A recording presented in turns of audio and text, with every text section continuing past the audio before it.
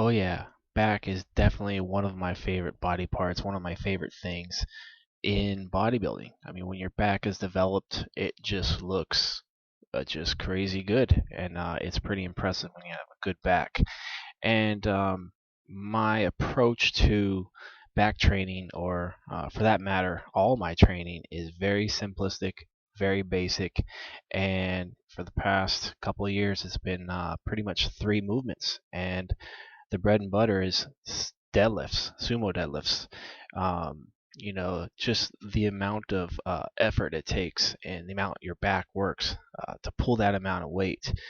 As you can see here, look at how much strain there is. Just imagine what your traps are doing here, your traps and your lats, preventing your arms basically from ripping out of the socket. So there's so much force being applied to those muscles that you know.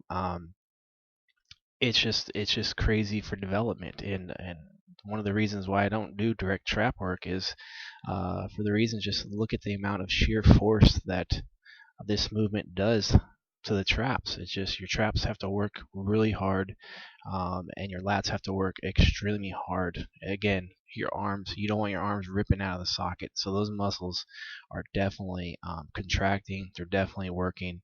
And also just the benefit of, just imagine what your glutes and your hamstrings are doing here by getting your hips to move forward, to get your legs to straighten out. They have to work tremendously hard to get your hips firing forward. So this movement, not only for back development, but also for hamstrings and glutes. And for the past 3 years, I've been doing sumo deadlifts, and my back's basically been transformed. And this is one of the reasons why. It's just the amount of force this movement puts on your back muscles is pretty incredible. And next movement is I like to do bent rows, and I love doing them off the safety arms. I know I've mentioned in videos before. It just helps me to eliminate that momentum. You don't. It's pretty hard to use leg drive when you're rowing from a dead position. And here I'm wrapping up using Versa grips. I love using Versa grips on all my back movements, including sumo deadlifts. Some people say should you use grips, not grips on deadlifts, and I use them just simply. My main thing is bodybuilding, not so much powerlifting. So I could care less about my grip strength or anything when I'm doing deadlifts. I'm all about development. And as you can see there, that was a locked. I got myself in a locked position. You can see how flat my back was, and that's the goal during this movement, is to keep my back perfectly flat, and eliminate that momentum. And again, you can see. I'm going to point something out real quick here. Look how the elbow is up, as far as in that position where the elbow's at. Imagine what your rear delts have to do in order to get your elbow in that point. They're helping get that bar to that position, and that's the reason why you won't see me doing any direct rear delt work. It's simply because when you're doing rows, your rear delts have to do a tremendous amount of work to get that bar up and to get your elbow back. So that's what moves your elbow back, is that rear delt. So again, it's enough force and stress to the rear delts to get good stimulation, get good development. And again, I'm going to point out here, see where the rear delts are at, see where the traps are at. They're doing plenty of work in this movement. And again, reason why you won't see me doing direct trap, direct rear delt work is this movement here, bent rows, and also deadlifts. It's just, it works so much of the musculature of the back, the rear delt, traps, all that. Even low back here, your low back is working. So, doing, ISO exercises for those smaller muscle groups, just for me, in my opinion, for me personally, I don't feel I need it.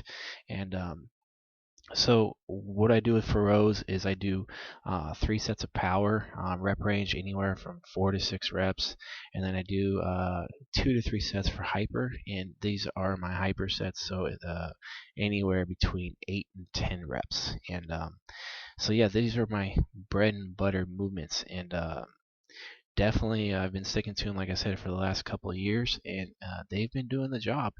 And here's another set of hyper, and as you can see again, I'm trying to keep that back as flat as possible, keeping my legs nice and locked in, not letting my legs do all the work in generating momentum.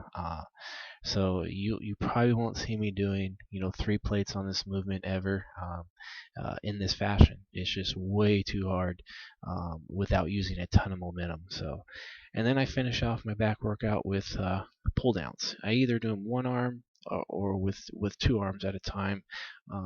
This particular workout I went with one arm, and what I'm gonna point out to you is see how my thumb is kind of off the handle, and the reason I do that is so I don't use a lot of biceps. I like to make sure that lat is being engaged first and foremost, and you'll see my how my finger also is coming off the handle there, and the reason my index finger, and the reason I do that is again is to eliminate as much of that bicep as possible and let that lat do most of the work, and also the rear delt. The rear delt comes into play big time on this movement, and it really scorches that lat, isolating it, one arm at a time. I love doing one arm, but again, I also like doing 2 arms. I love this movement as a finisher, and basically that's my back workout, and I think the results speak for themselves, and